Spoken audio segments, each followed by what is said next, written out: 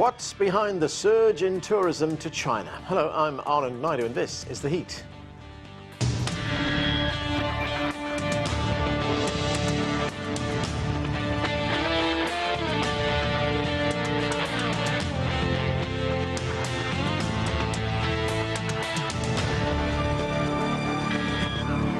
Last year saw international tourism achieve one of its best years in recent memory, reaching over 90% of pre-pandemic levels. The Chinese government has rolled out a series of preferential policies for inbound tourism, including the relaxation to a 10-day visa-free period. CGTN's Ho Jing has more in this report. China travel has been one of the top hashtag phrases on social media worldwide. To get deeper insights into this phenomenon and anticipate new trends in the tourism industry, I come to attend the annual report release event for China's cultural and tourism industry.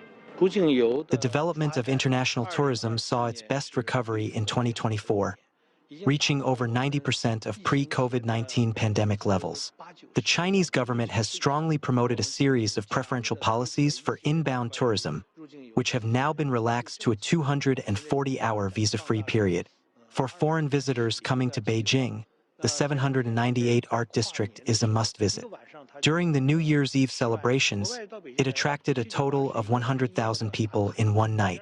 Secondly, they are more interested in the experiences of ordinary lives of ordinary people. The city of Harbin, renowned for its ice and snow sightseeing, is once again in the spotlight of winter tourism.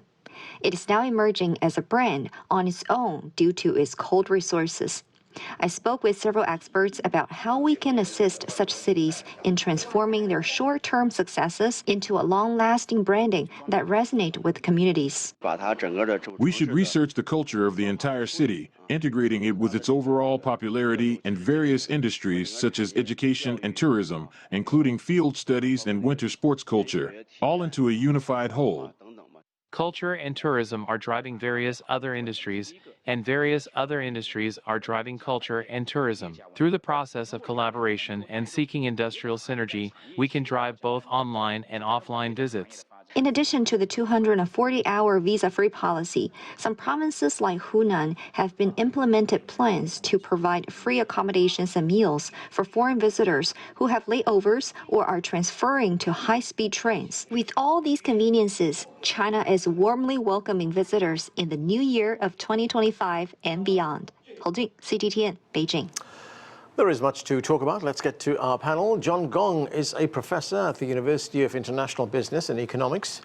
Christina Chi is a professor at Washington State University, where she focuses on hospitality business management.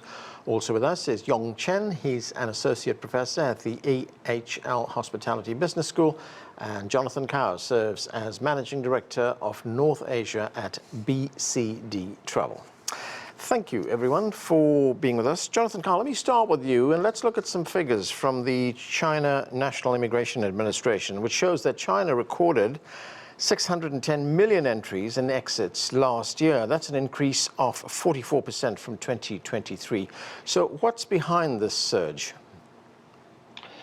Yes, and so I think there is a couple of factors. The main thing is the recovery of international travel, and people are looking for places to go. And China is definitely a very popular destination. And also we're seeing that the government is very proactive in creating policies to attract tourists coming to China. So what we just talked about earlier with the visa-free policy and the transit policy, so there are now 38 countries that are visa-free compared to before 2019. There were actually only 3 countries that were visa-free coming to China. They were Japan, Singapore, and Brunei. So this has greatly expanded the scope. And secondly, we have the transit free policy, which is include 54 countries right now, and including some of the major countries like the United States, Canada, and United Kingdom. So people from these countries are able to come to China now for 10 days without a visa transiting. Now, Christina, one of the things that China has is that it has a very well-developed, sophisticated transport infrastructure within the country. I mean, China's railway network handled Let's see, a record 4 billion passenger trips last year. That's an 11% increase, according to China's state railways. Similarly, if we look at air passenger trips, they're estimated to have hit a record 730 million in 2024 last year. That's an 18% increase. So where are people coming from? Yeah, these includes all kinds of people, right? People who travel for work, for business, for visiting family, and of course for tourism. I think with that improved infrastructure, especially that ever expanding the high-speed railway system, it makes the lesser known destinations more accessible and really prompt the shift towards people traveling to those off the beaten path travel destinations, and encourage travelers to search for more niche experiences. And of course, beyond the domestic travel, just now, as you mentioned and Jonathan mentioned, international tourists, these are expanding visa free entry, and there are more international tourists coming to. So there also includes international tourists as well, utilizing these improved infrastructure in China. And I expect this momentum to carry through to because the Spring Festival is coming up soon, and that greatest migration on Earth, right? Right. It actually already started. So that's going that travel momentum is going to continue for the next 30 days or so. And yeah, so you're talking about 500 million. And I look at some statistic, 500 million people. I mean, the railway system will handle 500 million people during that time. Yeah, so that's 1.5 times of U.S. population. Yeah. John Gong, clearly there is a big focus on building the tourism sector. President Xi Jinping, he's called for building national strength in tourism.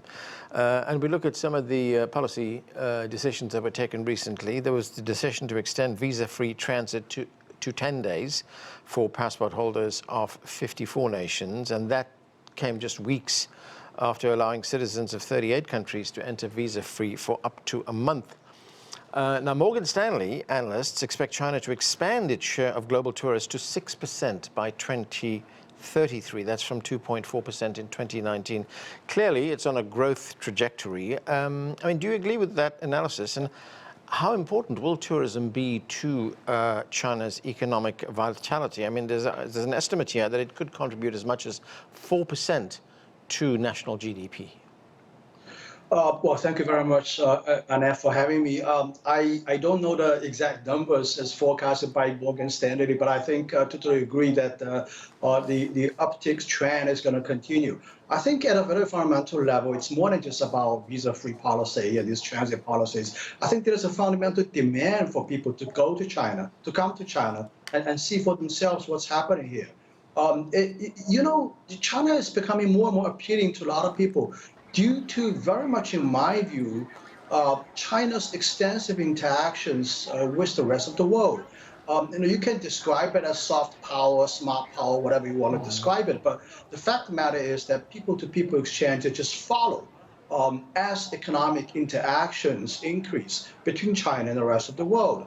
I mean, it's very much like people go to New York City, right? I mean, you go to New York City, what do you want to see?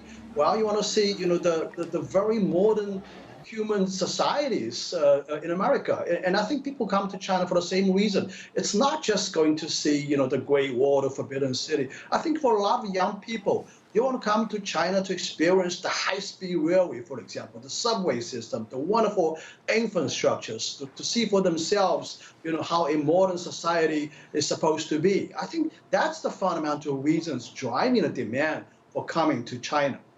In that regard, I think this trend is going to continue because, more and more people, especially I think young people, not just from developed countries, but also from developing countries, who have some family members who spend some time maybe studying here in China or work here in China, they all want to come to take a look. we have a lot of things to see here in China. And also, let me add another reason that I can think of. That is the cost, actually. China is probably one of the few countries that hasn't seen, inflation for the last 3-4 years during the pandemic time. And still up to now, I mean, the price levels are very reasonable. The foreign exchange rate vis-a-vis the US dollar is actually depreciated a little bit. So it's actually quite affordable to come to China. So I think all these reasons combined, you can explain why there's an immense interest to come to visit this great country. Yong, Chen, as John Gong tells us, there are a number of reasons why people would travel to China as tourists. But what has been your experience? Why do international tourists seek? What do they seek when they go to China?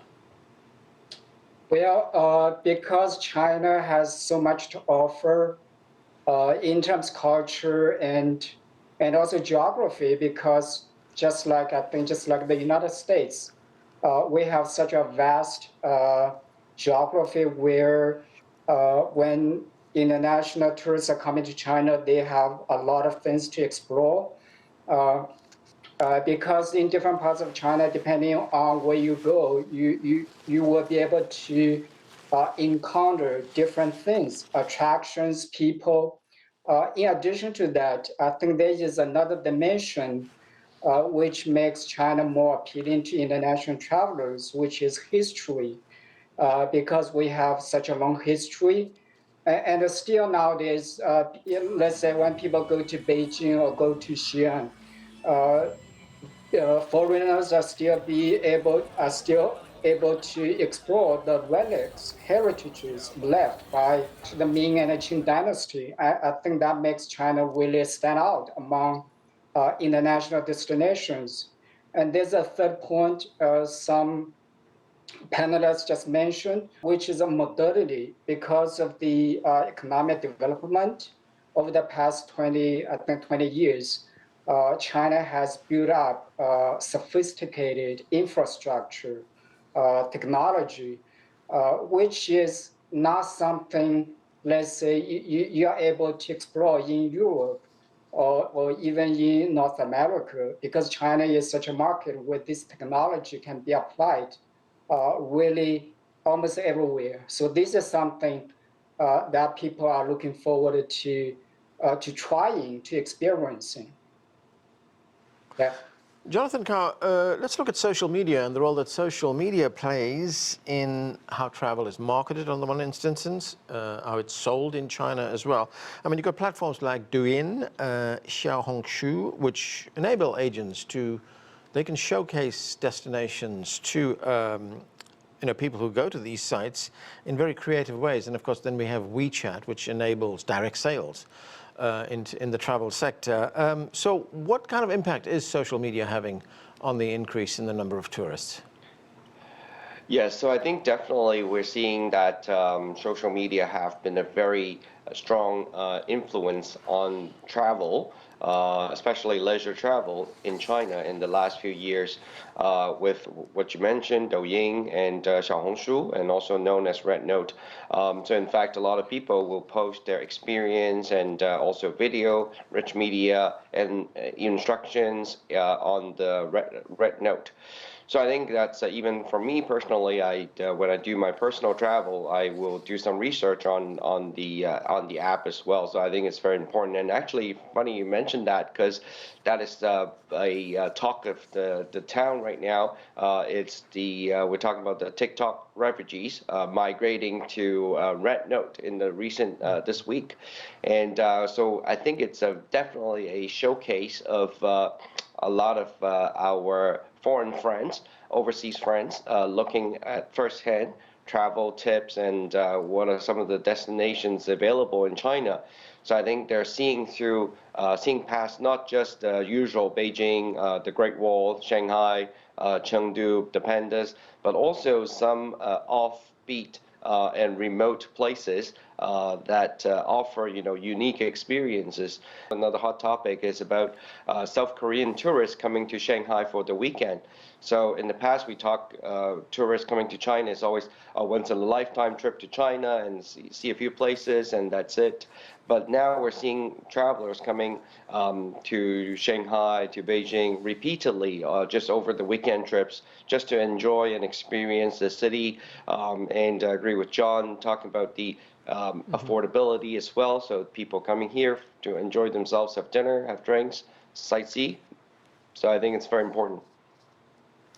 Christina, here's an aspect of tourism in China which I was unaware of, and this is people who participate in ice and snow-related leisure tourism in China. And I looked at the figure, and it's quite a surprising figure. 500 million people engage in this kind of tourism in China, and that's during the 2024-2025 winter period. I mean, is this a relatively new sector in tourism, or has it always been this popular?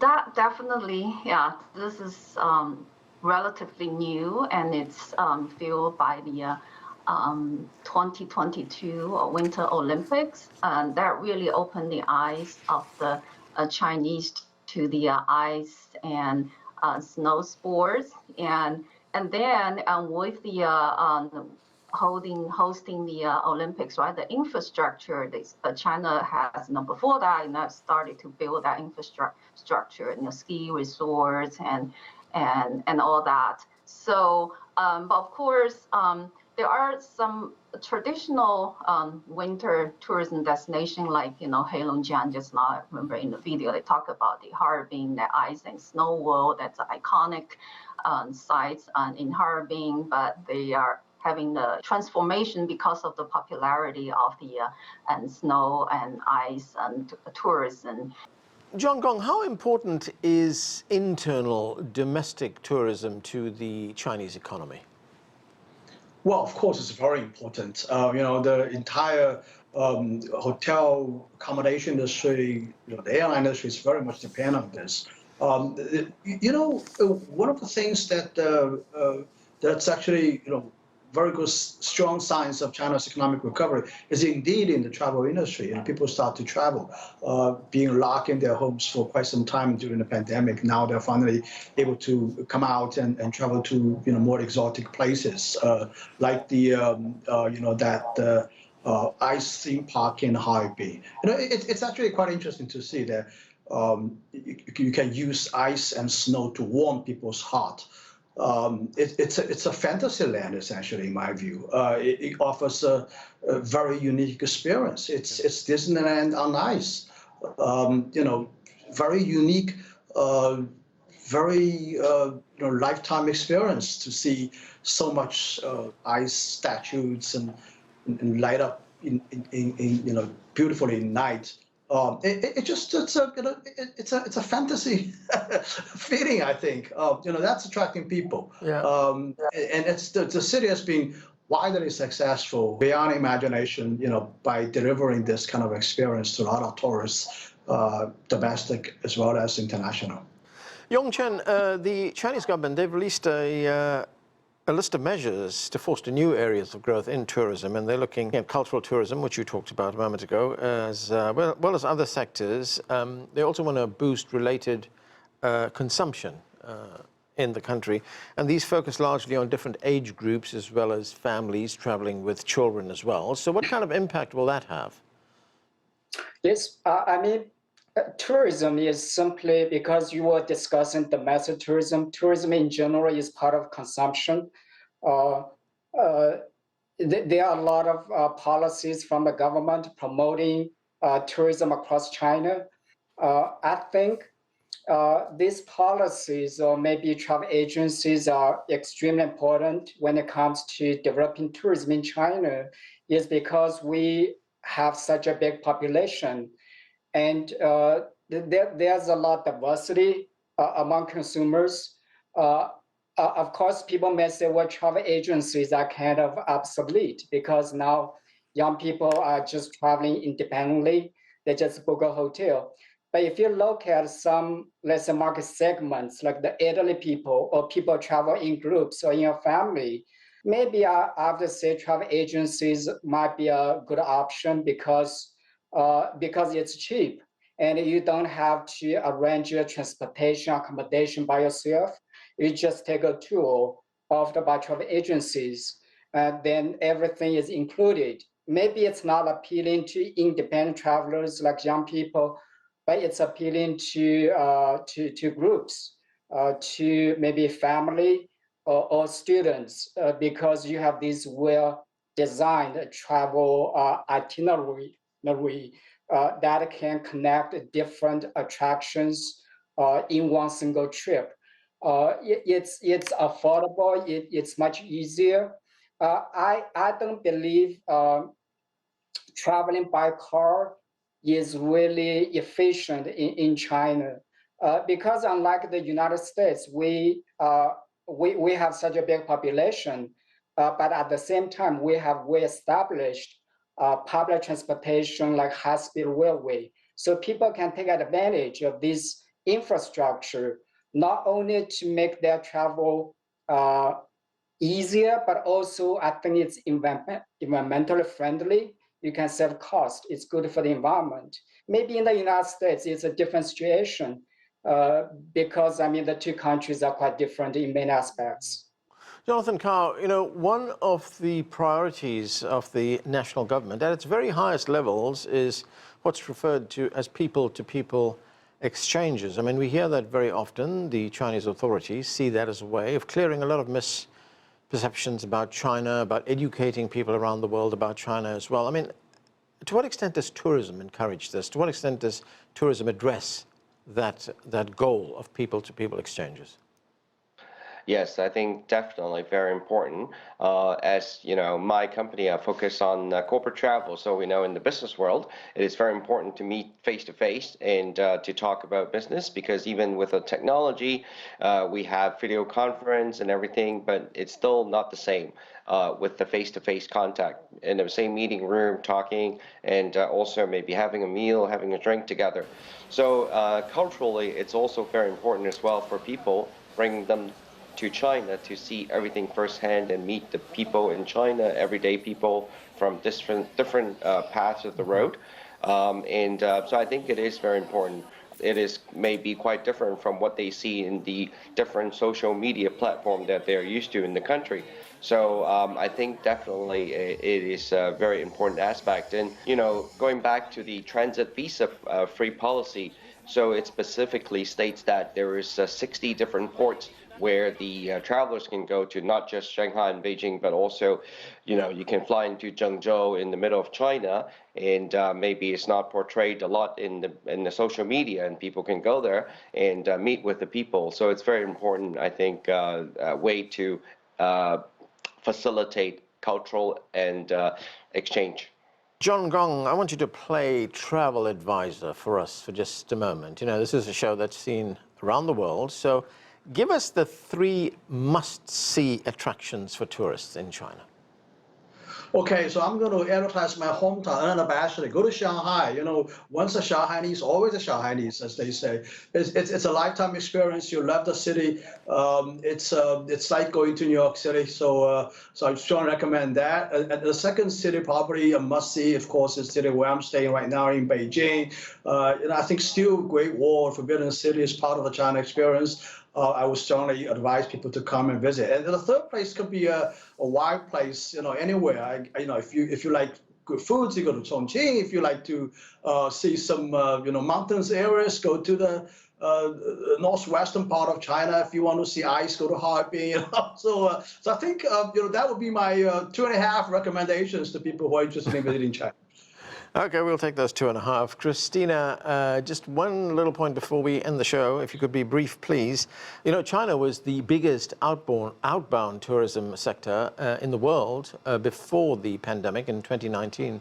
In fact, it was the biggest. The UN described it as a global powerhouse. So how do you see that outbound tourism develop over the next few years? Yeah, so China is one of the last countries to open up, you know, from the pandemic. So the outbound tourism recovery is also the, I would say it's recover, the recovery is slower compared to the other countries, but many people are optimistic about the outbound tourism, and I think if pandemic teach us anything, it's that people just want to travel, right? Yeah. People, as one just now one of the panelists mentioned, virtual will never replace the in-person experience, whether it's meeting, whether it's especially travel. You travel to a place, you meet people, you experience the food, the culture. So but the recovery will be uneven across regions, and for the Chinese outbound tourism, it will the Asia will be the quickest to recover due to its proximity and visa waivers. But North America, Europe, that will be slower, longer distance. And all right, we are going to have to leave it there. We've run out of time. Thank you to all of you for being with us. That is it for this edition of The Heat. I'm Anand Naidu in Washington, D.C.